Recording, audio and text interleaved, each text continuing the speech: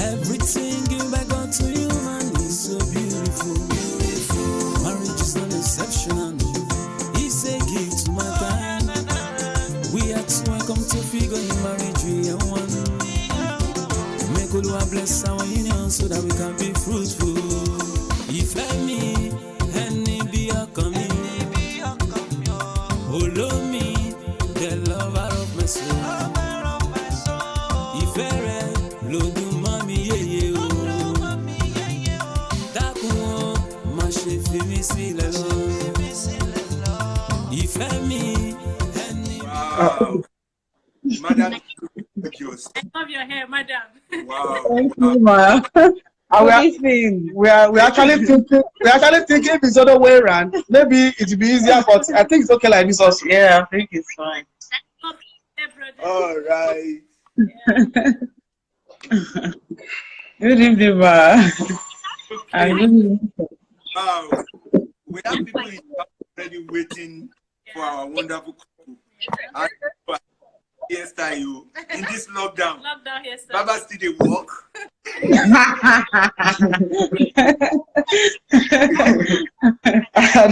I don't know what you're talking about.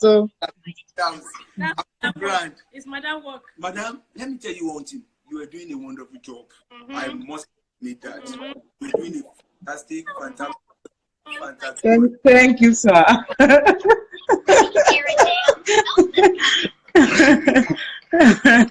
All right. Thank you for joining at FC Camp. Thank you for. Over a friend. Oh, the man. Let it go. All right. The topic is right here. Friends once nearly got into a fight.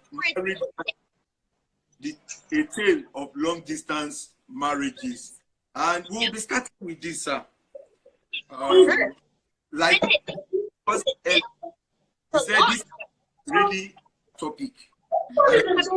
It's very well that is our topic. You know, when each and every one of us left our country to come to Qatar, even though some of us were married, we came in as a single person, leaving the family over there. But on arrival, we were given a very good name. You know, the executive bachelors.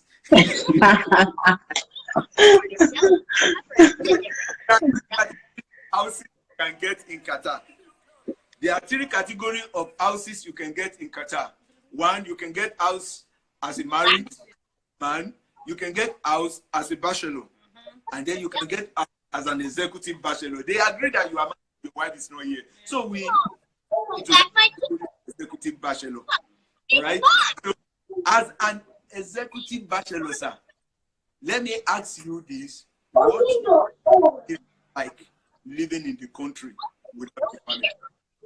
For my baby. I was almost saying praise God. Well, I forgot. I remember that this is not church. I was almost saying praise God, but I suddenly remember that this is not church. But the first thing I would like to say is I want to thank God. You understand, for how much He has been with us as a family. You know, and I want to say a big thank you to you too. It's a great privilege for us to be invited to this platform, you know, to share. It's a very great privilege. I want to say a big thank you for giving us the opportunity to be here this evening. You know, we appreciate it a lot. And as I've said, we want to thank God as a family because I'm telling you, marriage journey is not. Can you hear me? Yes, we can hear, but you can silence the noise in the background. Okay, the background noise. You know, the kids are watching cartoon before we came on board. You know, sorry about that. Okay, I believe everybody can hear me now. Yeah? Yeah. Okay, fantastic. So as I was saying, I want to really thank God for how He has kept us, you know, how He has helped us in the marriage. You know, it's been a journey, you know, a journey of love, a journey of intimacy, a journey of, you know, friendliness, companionship and all that.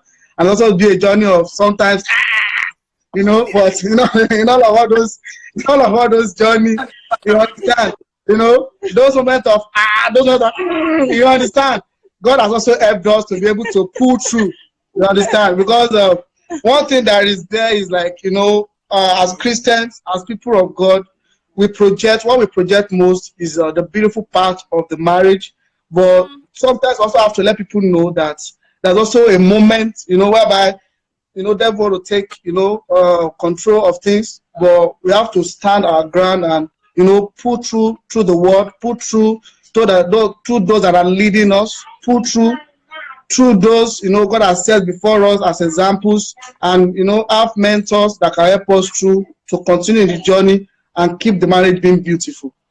I hope my intro is good. I hope my intro is good. Now let me answer the question. But actually, I was thinking it's going to be ladies first. But if am I permitted to be first? I'm permitted. Okay.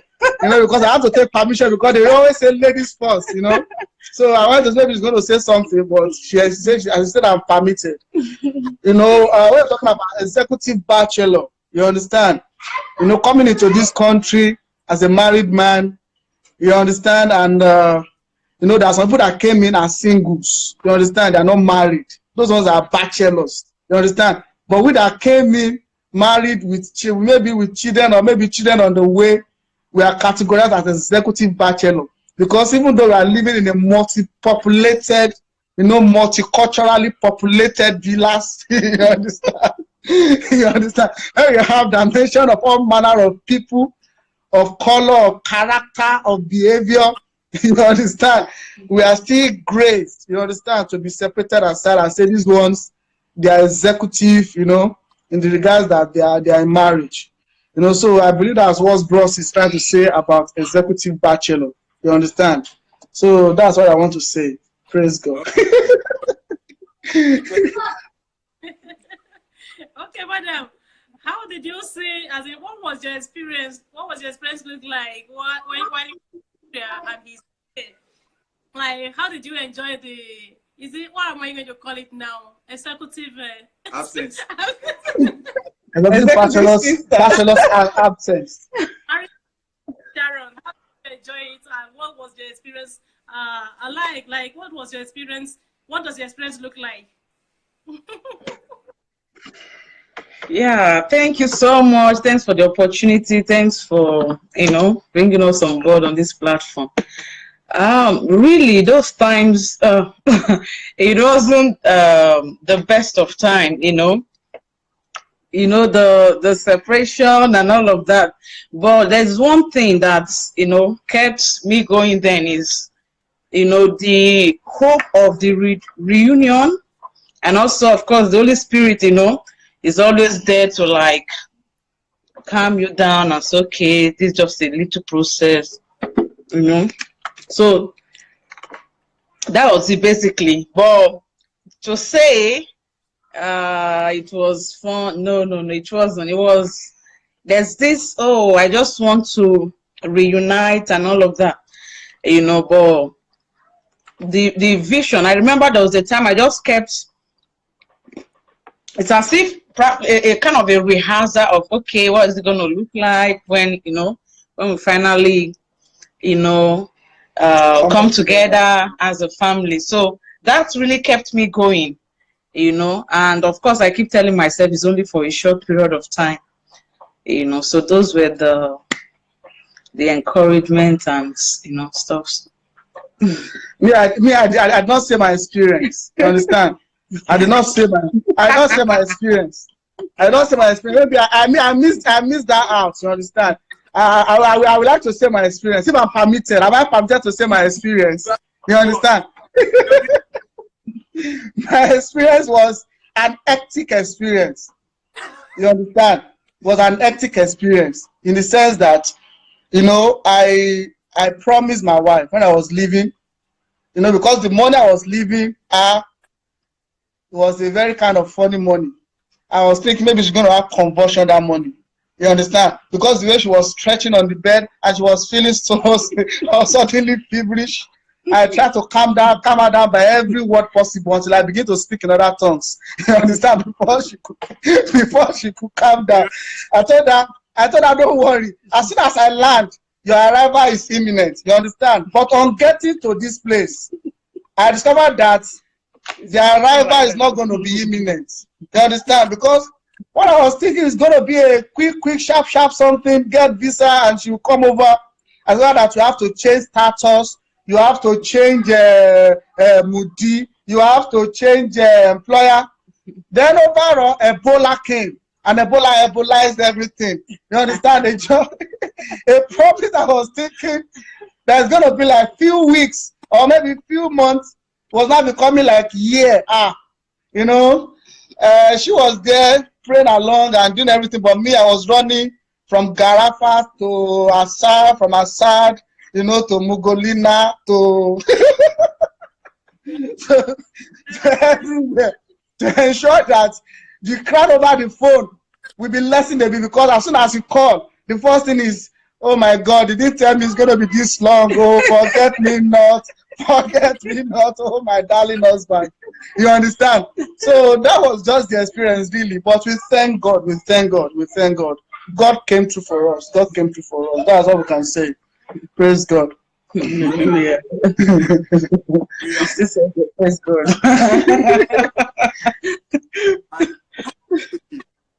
My next question will be a bit shocking. And Yeah. I want you to be factual about it. Now you in here found out that you can bring it up as quick as possible. And then how was the communication like during those periods? Like calling Madam picking and trying to talk, because there are a lot of experiences that we can share. But I want to hear about your own. I'll talk briefly about mine after you've talked. But how was the experience like? As in trying to call and then Madam answering or Madam not answering. How was it like? You know, being here without my family was one of the things that really, one of the experience I've had in life that is so tough. One of the toughest experiences I've had in life. Let me reframe. You understand? Because for me, communication over the development of technology, you know, we have Skype, we have WhatsApp. Back then, WhatsApp does not have video, but then you have Skype. You understand? If you remember one app called Skype. Yeah. I think Zoom overtook them now. You understand? But back then, we have something called Skype. But you know, Nigeria is not like here. You understand? Here we have a Wi-Fi that is uninterrupted. You know, but back then in Nigeria, if you look about some years ago, now it's better. You know, you can do some calls to Nigeria now, do some video chat. But back then, if you want to do video calls back to Nigeria with MTN and Etisalat mast that is vibrating maybe at the lowest frequency, you understand? You are on your own. You understand? So to make Skype calls, you have to go and maybe you're going to be using your phone to be looking for the waves in the sky and be adjusting and be readjusting, you know, to be able to catch image. You know, that can be audio.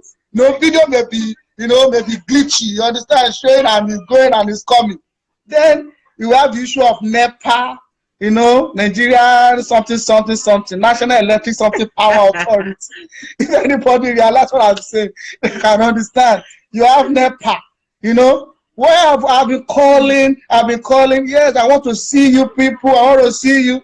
My friend, the phone, the battery I have for my phone is so low on the gen. Who's going to help to carry the gen? Who's going to assist in ensuring that the phone is charged properly? Sometimes the charger will board, the electricity, you know, make it to go out of use. To buy the original again, you have to begin to look for the nearest computer village. You understand? To buy charger. You understand?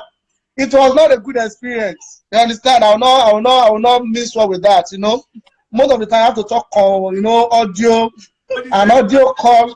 Always NEPA.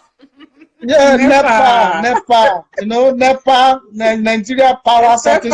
Never, you know, never expect power always. You understand? Indeed. You know, never expect power always is there to as a challenge to your life. You understand, to communicate with your family.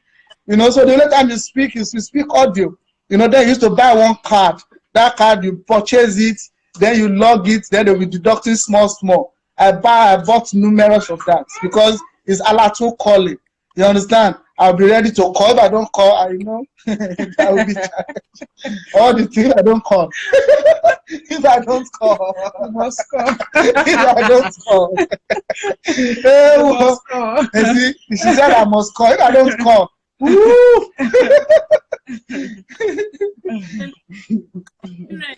When they call, like you know, and she will not pick. And maybe sometimes you could be dealing with the kids. Maybe you're taking care of the kids, and you know, a guy will call you, and you're like, maybe your phone is ringing, you're not able to pick it as at that time, and maybe when you're trying to call back, he's angry already. Like he's not gonna pick it the call. Maybe when he picks it, he just started shouting. Maybe he's angry already. Where did you put your phone? What is happening? They call it bad phone. Okay, how are you going to be carrying your baby, dealing with your baby, and you're going to hold your phone? How possible is that? I don't know, because I have a lot of experience. Like, okay, you know, my son, no, I only ask. It is called mobile, not landline. I went to work this morning. I am tired. I just want to hear your voice to be relaxed. You know, this and that. No, you're okay. All women are of that. Thank you forever. How did you overcome? I don't know. Just try to explain. In fact, yeah. I mean, yeah, there were times that he was so frustrated. He had to call, maybe call. Sometimes it could be days, maybe 2 days. You know, he won't be able to reach me on the phone. Try again and again. Then eventually, what happened? There was a time your phone was ringing, you know, and all of that. You know, I have to explain that maybe as at the time that phone was ringing, probably the gen is, there's no light, of course. The gen is faulty. I have to take the phone somewhere else for charging. You know, the phone is there ringing at the charge, because it will feel like, but the phone was ringing and no one was taking, you know. So those kind of frustrations, but God help us to really overcome it, because it took time. You know, you have to come to an understanding that this is Nigeria. You know, like, you have to explain that in Nigeria, this is what happened. Especially when the baby, you know. So, yeah, the frustrations were there, like, really trying to reach you, and, you know, so I just wanted to be, okay, now I know you are fine. At least I know you are fine, you know, for days, trying to reach you. And all of, so it was quite challenging, you know, to be honest, quite challenging. Yeah. Yeah, we know it's quite challenging. Yeah. And I want to say this, kudos to all men who has to bear without being able to speak to their wife. About the time difference also. Yeah. Like, we wake up, we are going to work by 5 a.m. Maybe in Nigeria, for an example, you guys are still 3 o'clock then. And we feel like we want to talk. And you dare not wake madam up on only hours. And by the time you can't wait someone to talk to you, you're already busy doing something. Yeah. I want to ask a question. It has happened. I don't know if it has happened to you. Have you ever fixed a vacation to go to the family, and then suddenly your guy will say at the place of work that there is a deadline to be met and the vacation has to be postponed? Has it ever happened to you, sir? You know, for you had planned to do vacation. Me, I never planned to have any vacation. You know why? Because I know I was so sure that if I should ever land at Muritala Mohammed Airport in Lagos, I'm not coming back to Qatar. You know, that's just the absolute truth. If I should ever land, if by mistake, you know, I'm landed at the airport in Nigeria, you understand? I can imagine how much of cry I'm going to experience when I'm leaving back. I can imagine the kind of drama that will happen at the airport. So my focus from the beginning was never to visit. My focus, my drive, my push, my fight was that at all costs, she must come over. You understand? Because if you don't, if I don't do that, there is no other solution. You know, I have friends, I have people that told me, you are so driven about this issue of bringing your family every time, everywhere you are always talking about it. You are on the go, you are just running scatter, ensure that this is done. What is really the problem? Go home and visit and come back. I have one simple response to them. If I dare go back to Nigeria, or I dare go back and see this woman, unless I'm bringing her along with me, there is no coming back here. You will just say bye-bye to me. That is my own experience. You understand? Yeah. All right. Yeah. I'm going to say this. The Akinyomis are on the line. Yeah. They will be taking over the topic also next week. We have a part 2 of this topic. They will also be taking over the topic next week. We want to appreciate them. And they will be coming online briefly before the end of the program to address the people. But before then, back to you said you weren't planning to go to Qatar because you know if you go without having the visa to bring them back, you may not come back. Understand that. But I want to say this also. I want to ask a question that people have kept asking for. As who has been used to enjoy the wife of his youth for living, that let her satisfy you. I don't want to mention it again. Why not? That the Bible put it that let her breast satisfy you. Let me put it that way. So you are being used to that. Let's be realistic. Suddenly you find yourself in a place. As a Christian, I agree. But 1 month, 2 months, 3 months, people like us make 1 year, 2 years. You don't have the opportunity to see the life of your youth. Is it for you, physically as a man? Yeah, the first thing I would say here is this, yeah. The Bible says something.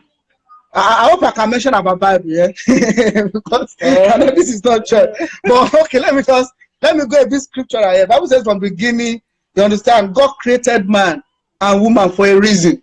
Yeah, He created them majorly. The Bible says it's not good, you understand, for a man to be alone. You understand? Therefore, He created helpmeet for him. It's not good for a man to be alone. So alone there, that's one. You know, it's not for a man to be alone. That's one of the reasons. You know, He created woman for a man for companionship's sake.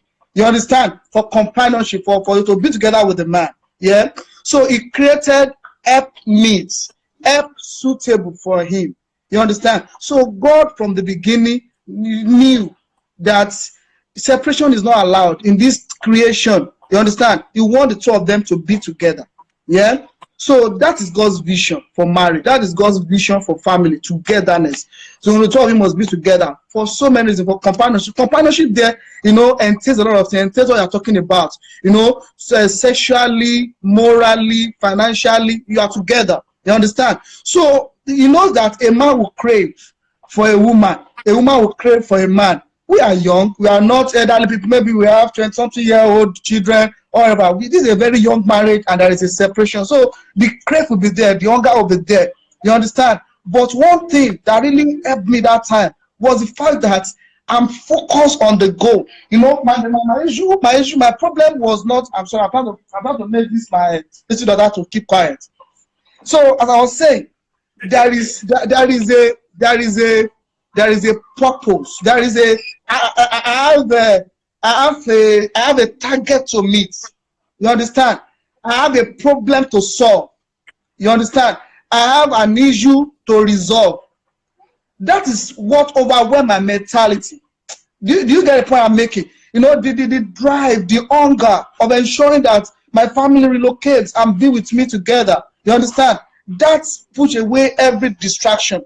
That does not mean that I don't have craving, but the craving, I'm pushing it towards the end of the towards the result, towards the end of the goal. That finally this must happen so that I can be with my wife, so that I can satisfy her, so that she can enjoy me, so that we can be together, so that we can share our love, we can share our bond, we can share our compassion. So that was my drive. And that drive, it keeps the fire alive.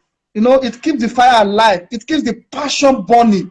So there is no distraction. There is no looking sideways. You understand? I'm focused. Sometimes when I'm in a church meeting or I'm in a meeting, people are wondering, you are too focused. You are kind of too grippy. I said this time around there is no playing. You understand? I have something in my hand to solve. You understand? Sometimes I'm in my room. I'm with my our roommates. They are talking about so many things. I will leave from there. I'm back to the mountains. Those of us are in a prayer chapter, we know what mountain is. They used to live in all these high-rise buildings where I would take the and go to the topmost. You understand? To the topmost top. You understand? And that's the place I would be. Speaking in tongues and unleashing fire to the immigration to bring fire down. Ebola must die. You understand? So that I can have my people with me. That's just the... One question for you, please. At this point, we are going to go a little bit raw. They are going to be asking the question. From Mom Forever, that is Brabolaji, is asking the question. When that feeling comes, what do you do? When that feeling, the tingling feeling, when it comes, what do you do? Yeah, of course. Okay, you want to say? Madam first, then for you. Oh yes. So what do you do at that time? When that feeling comes, what I do? What do you do? Tell us. Yeah, what I do is I just have to, like I said earlier, it was not easy, but it's just the picture, just like looking forward to the reunion. I just kind of visualize, okay, someday, very soon. I keep telling myself very soon, so I have that faith that I'm going to be reunited with my husband, in no time. Yeah. And another thing again was I was so engrossed in praying about the matter that I kind of, that was my focus. So that's kind of what helped me to burn that passion and all of that, because it got to a point that people around me were like, come on, it's not that serious. Because I will pray, I could pray from evening to the next morning on this issue. like I'm not exaggerating. I will worship, even in that process I got a lot of revelation, what God wants me to do at that time, because the way I disturb the heavens, I'm sure, so something like that.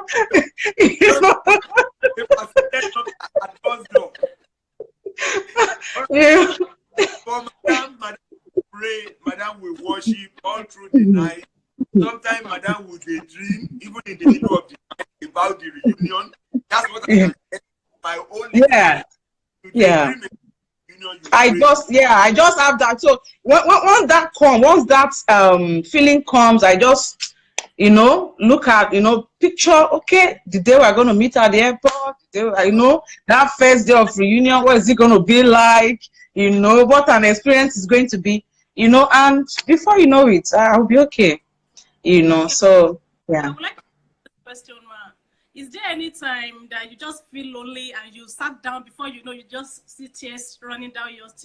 Several times. Several times. No, we want to hear what there are lots of things that happen. Personally, I experienced it you just sit down before you just say that you are crying and you would be totally emotionally that even when he called, you would be angry with him just without him doing anything to you. That part doesn't even have to do with maybe the sexual feelings and all of that. This was just the normal thing. Okay, there are days that I could just be in that situation that, I'm just what sort of a situation is this and all of that. So this hasn't got to do with that. People just be maybe I just feel lonely, yeah, where's the father of my child? You know, stuff like Where's that. my Where's my family? husband? You know, where's my, you know, and I've just, you know, yeah, there are times like that. You know, that one even, or it doesn't have to be. Maybe I'm feeling some kind of way. Maybe my body. No, no, no. That's just a normal thing that happens once in a while. Yeah, yeah, exactly. Or one or two just because Oga is not around. But when Oga eventually comes, you still fight too. That's what tired me with you. Yeah, that's one thing. Of course, that's natural. That's normal. Oh my God. Hey. Madam, what do you think? Is it really fight? Can we call that fight? It's Maybe fight, we'll not call it fight, but it's certainly, will I call it misunderstanding, disagreement? Yeah. Healthy, Yeah. Yeah, that's some moment of serious. 1 minute, you said it's not fight. But what I've come to realize is that if you live with Madam for 1 week and there is nothing, Madam will fabricate something so that you can at least have an argument. What kind of joy do you derive in that argument that it must happen at least within a month? Yes, the fact remains that argument, yeah, that fight, sometimes you even miss it. You understand? That this man have not screamed in this 1 month. Let me make him scream. let me make him scream. It happens like that sometimes, you know. Sometimes maybe you should just feel like this guy has not screamed in this month. I think I should make him scream. You understand? You understand? You know, sometimes I just want to bend what you happen. No, we're not in this class.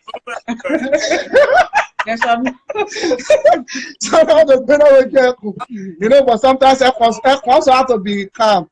I have to be, you know, I have to be reasonable. I have to put wisdom, you know, and let everything flow. So that's what I feel. You know, as I was still talking about, you know, married bachelor.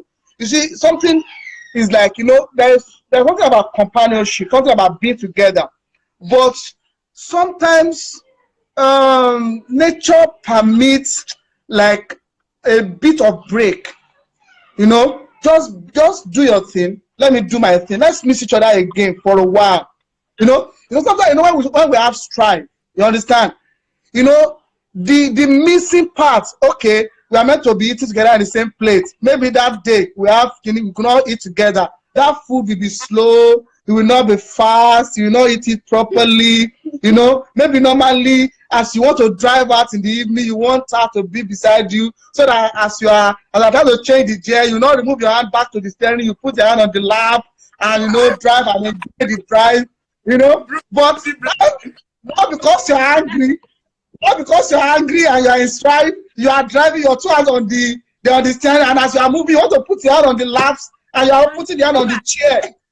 You know, that will make it only. You have to finish this part quickly so that she can come back, and instead of putting her on the gear all the time, you can go on the second gear. You know, there's a second gear beside you here, and that gear is better.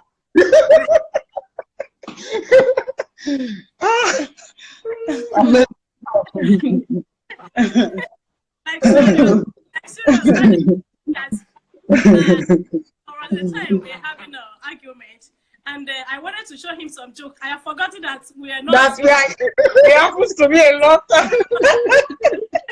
love the one who will I show this now.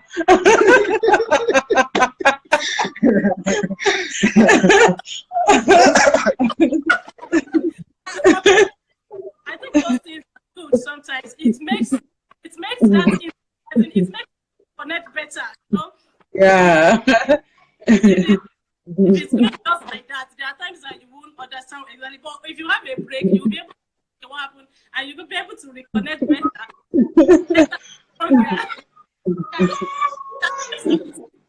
There are times I will just be remembering all those things. I will just start smiling alone, you know. Yeah, you'll be laughing by yourself. Amazing. And at this point, we want to tell all the viewers at home, you can ask your question. Yeah. You have the time to ask your question, and there is something we want to strike on today. Yeah. The case of Garafa immigration. There is a story behind the meeting. I'm meeting this family. The first time we will meet, I don't want to tell the story. I want to give it and he's going to tell him by himself. The first time we were meeting, it was at the migration.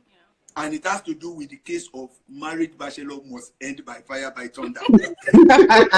So, I'm going to give the next 5 minutes to the Alukos. He, not she, because she wasn't here then. It was he that we met. I was in the case of trying to end married bachelorhood. And my brother was also in the case of ending married bachelorhood. There is only one place you go to when you want to end that. You go to the immigration. How was the immigration? The Garafa story. Yeah, you know, even though she was not there, I told her all the story. And one thing is, till now, I'm telling you sincerely, till now, she's still grateful. You understand, for that moment, not only to me, but to you. Yeah. You understand, to you. You know, because let me tell you something. This is like a privilege again. You know, to share of how amazing, you know, your coming in at that time was so to me. You understand? It was just an amazing moment. You are just like a God sent at that time. You understand? Because as I've said earlier, you understand, for you to come to this time and get this thing done, unlike now, it's kind of easier to get it done. But at the initial stage, when we first came in, it was a tug of war.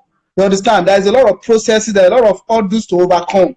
You understand? A lot of hurdles. You know, you have to come in, you have to change your status, you have to wait for a particular period of time before you can change your sponsorship, you have to be in a particular kind of job, you have to earn a particular kind of money before you can be able to say, I want to change my family status to family status. You know, it was kind of really difficult. But an amazing thing happened in the sense that after I've done most of the stuff, you know, I've done almost everything. I've changed my status. I was in the right kind of job. I was in the right kind of money. I have the amount of money they wanted in the bank. I have it in the bank, you know, regularly as they want it. You understand? But all of a sudden, you know, unexpected, just like this COVID-19, Ebola just came. And Nigeria's name was listed as a nation that cannot receive people into this country. Nigeria's name was listed as a nation that cannot receive people into this country. So it became a tug of war. I've prayed a lot. I spoke in other tongues. I asked God to change the story. So in that process, I'm always frequenting, you understand, the immigration center. You understand? So I'm always there. Immediately I get into the office, I will do what I need to do in my office quickly. Then I jump into the cab. Then I was not even driving. I just jump into the cab, and that's the next point of destination every day. Every day. I'm not talking about maybe once in a week or maybe once in a month. As in regularly every day over months. Then one of those days, I walk into the center. I saw this gentleman in this video with me, with his friend seated. But there's something different about them. When I came in, I saw them. They were perfectly dressed. You understand? He was in suits, you know, looking so cool, and his friend also was in suit. They are looking cool. I look at myself. I just thought maybe they are in probably administration or something, because now I'm coming from site. I have my jean and my shirt on. You understand? I just want to come here and put in my application. Maybe now they've lifted the ban. So I saw them. They were perfectly dressed, no suited and all that. So I just thought in my mind, maybe they are in admin, maybe they are in administration. You know, we are engineers and stuff like that. So maybe that was the difference. So we are in the same queue. Because we are in the queue, we could not really relate much. But after we finished the queue, they've told me, bro, there is no visa for Nigerians. So I went away. They told them too. So on my way out, we have to now chat. So we are chatting. So he was saying a lot of things, encouraging me. As if he's not in the same problem with me. He was encouraging me, don't worry. Eventually, they will do this thing. The first thing that was so unique about him was like, I told you, he asked me first question, what kind of visa are you actually looking for? I said, see, right now, I'm not actually looking for residence or anything. Even if they can give my wife visit, I don't mind. And he said to me, no, first of all, erase that. You deserve residence. If they come here on visit, what are they coming to do? They come here a few days or whatever, they go back again, it's going to be the same problem. Number one, change the form. Now, from today, begin to pursue residence. That was the first advice he gave to me. So, from that day, I put in that advice. I changed all the forms. I changed all the documentation from visit to residence. Yeah, that was the first thing. Then the second thing he told me, bro, the way you dress to this place, they will not attend to you properly because the way you dress is the way you'll be addressed. And I laughed. How do I go to site? I come to immigration. I mean, I'm always coming every day. Then I'll go back home and dress up and come back to me. That would be kind of hectic for me. So, I said, what kind of job I did? I told him the kind of job I was doing. He told me that I was doing the same thing. Really? So how do you do it? He said, but I know that I'm in for something here. And these people, they don't like people that look ordinary. You must look kind of, in a well-packaged way to give you the nice address you deserve. So on going home, on my way home that day, I was thinking about it a lot. How do I do this? I was thinking, it's an impossibility. How do I go to site with suits? You understand? How do you put safety jackets and a helmet on suits? People will think that I hope this guy does not want to become, sanitation officer or something. You understand? But I say, okay, anyway, I must find a way around it. So what I do, I have lots of suits. I'm a man of God, so I pick one of the suits. I'll just put it in the bag and put it in the car as I was going to work in the day. So I will change during the work hour. I quickly change. I will go to the bathroom, just a change. He told me, put perfume. Even if you don't have a car, look for somebody's car key. The cab man you took, take his car key and you dangle it as if you are a car owner. That will give you a better impression. Honestly speaking, that actually did the magic. That did the magic. In the sense that the day that the Lord will make this happen, I prayed in the night, and the Lord told me I should get ready for their coming. So, normally, as he has said, that day I did not even bother to go to site because I prayed in the night, and the Lord told me I should pray for their coming. So, I had so much faith. So, that day I decided not to go to work. From my room, I dressed properly. Not I'm going to quickly to one bathroom and exchange and use water to wash my face. No, I had faith. So I dressed properly, wear my nicest suit, put on my best shirt, the best I have, I put it on, I put the perfume, everything, And as I came in, I saw the captains, they were going in. And I spoke to him. He looked at me, the way he looked at me, it was different. He looked at me, but he told me he's going for a meeting.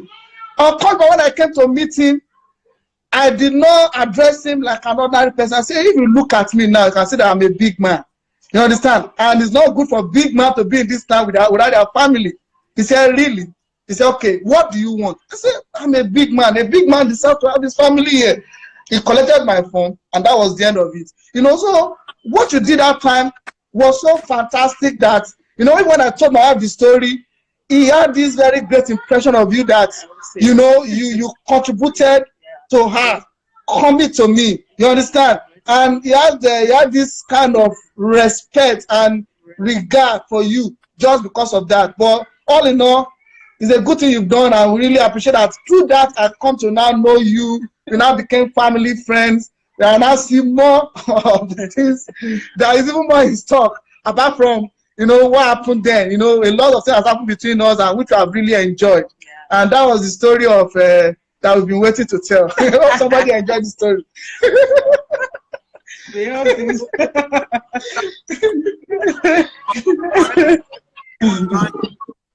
are still going to have the Alukos back in one of these days. And you are going to ask the question. If you have any other question you are going to ask, we will take it. We still have the activities on the line, and they will be coming up just for themselves.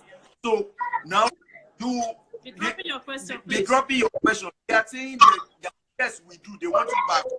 They want you back. The guys are saying yes, we do. That means they want you back. So they also have questions. But before you will go, before we will bring the Akinyomi in for the next 5 days, we want to do this. What advice as a couple do you have for anybody who is in this condition of married bachelorhood and who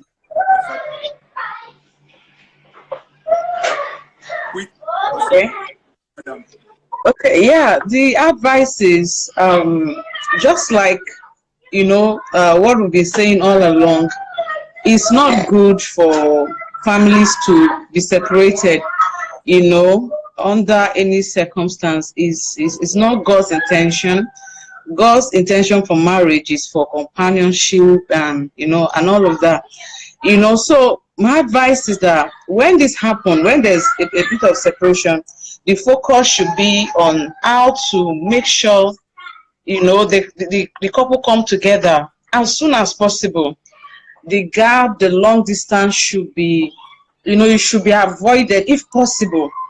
I said if possible because I noticed there are some people who even have this opportunity, but you see that they're not really putting in that much effort or much interest in trying to. It's wrong. That's not God's purpose. That's not God's will. So I say that as much as possible from the man, you could see how much my husband went all the way. I mean I you, for sure. You went all the way, like which I thank God. I thank God for that. For the kind of person he is, the passion, the focus. It was dedicated. I mean, So this is my advice for every husband out there. To put in their best, all they can do to make sure that visiting and coming back is not like having your family together. There are two different things. So the purpose should not be, okay, once in a while I see them, I come back. That's not why God, made marriage. I don't think so. So, and from the side of the woman also, is to pray and support the husband, like I was doing in my own case as well. So that's basically it. That as much as possible, you can change some situations. Like I believe what happened then, maybe it should have prolonged, but we didn't let the heavens rest. Like it was a bombardment, really, to just make sure that distance was, not prolonged. Yeah. So that's my advice. Yeah, I have advice. Me also, I have advice. As we round up. See, one thing I want to say is this, as I've said earlier on, God has a purpose for marriage. You understand? God said that he created helpmates. You understand? He said it's not good for a man to be alone.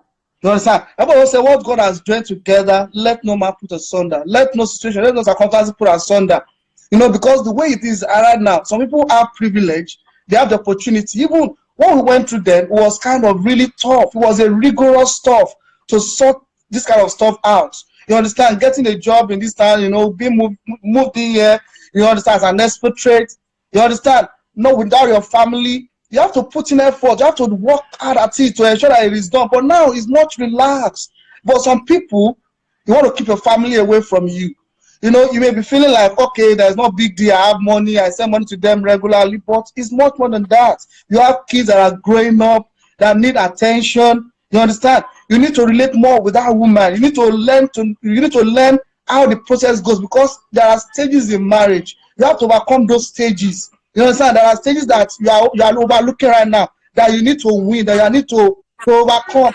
Don't let it be. You understand? Don't be distracted. You can be alone in your room. You can be alone in your car, acting like a bachelor, having fun, picking girls here and there. It's not the way. You understand? Focus on your family. Bring your wife along. She's born where she is. Go alone with the kids, running around, doing it all alone by herself. It's not a good thing to do. Stop being a bachelor. Stop being a married bachelor. Sign out. You're meant to sign out. Sign out now. You understand? I know. So people also avoiding that because of, I don't want the stress. Maybe there's going to be quarrel. There's going to be fights. Let me tell you, there's fights in most marriages. But if you want to look at it, the percentage or the time of fight is far less than the time of the enjoyment of the companionship of your kids rejoicing at the door when you come back from work. So imagine those times. You cannot miss out on those. Forgive your wife, forgive your husband, reunite, and let God take glory. That's what I would say. I want 1 minute to answer it, please. Yeah. I'm sorry, because of time factor. You have 2 questions and 1 minute. One for Oga and one for Madam. Madam first. Madam first. Madam, the question to you is coming from the Akinyomi. The question is, how did you solve communication problem? Yeah. 1 minute. How did you solve communication during problem? Those periods? During those periods.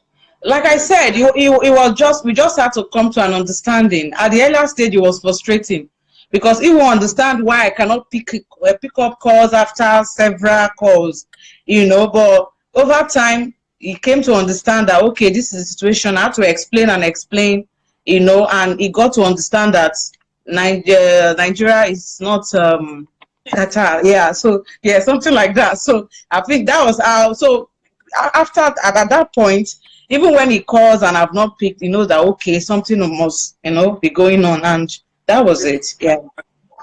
Yeah. All right. Thank you, Madam. And last question to Oga before we ask you our own short 2 questions, which you have to answer within 1 second. You don't think about it. They are short questions and you have to answer it within that. Now, the question for people that are in the same issue, what is the remedy? Talk about. Someone is saying that she too went through it and it wasn't at least experience. So say, okay, what is the remedy? Advice, the strong advice that you will give to a man. Yeah. From me, yeah. Yes. Oh, as a woman, if that's what you are going through, be on your husband, cry on his head, let him do everything he can. Don't let him have peace. I'm so sorry to say this. You know, some men can be driven by, I want to get money. I just, you know, I don't want your stress. Only when they have the opportunity. But let me tell you, you need the man, if not for anything, for your children, for your future. Don't born for nothing. Tell him to do everything he can. At a point, my wife was so much on me that he even drove my parents down to every immigration point in Lagos. You understand? That I cannot afford to let my husband be for 1 minute. So as a woman, you have strategy in your hand. Use everything. Pray with him, agree with him, push him, cry on his head. Let your children also cry on his head. Don't let your husband be alone. Be with your husband, regardless of what happens. You understand? It's best for you. And I know the Lord will help you to achieve it in Jesus' name. Amen. Like for my, during my own case, during our own time, right? When we were in Nigeria, I was like, I told him, because he actually said that, okay, he's going to do another, because we came for visiting. So I came and I left. So later on, he said, okay, can you people come for visiting again? I said, no. No. No. No. And I want to leave again. No, not working. So please make sure it's working. And I make sure that every time he called, I started shouting, I talk, I did everything. Like, all right. Because of time, we still have Jackie on me coming in. Thank you very much for me.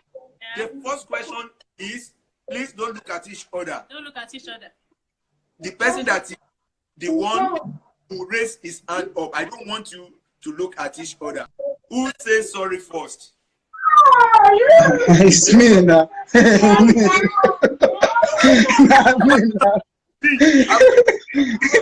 Over sorry, they worry me now.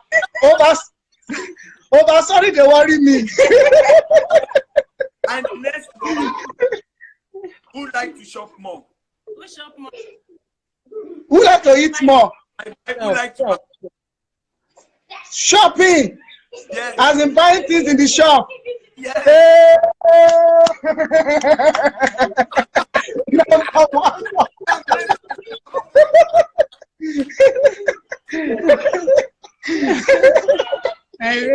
Shopper, this is shopper. Oh, this one is shopper.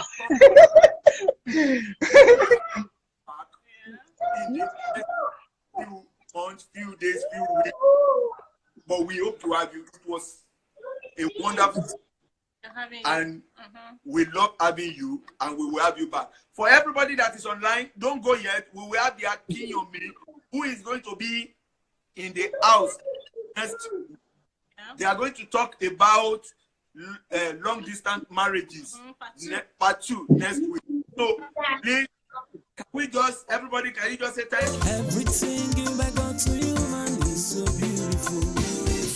Marriage is not exceptional.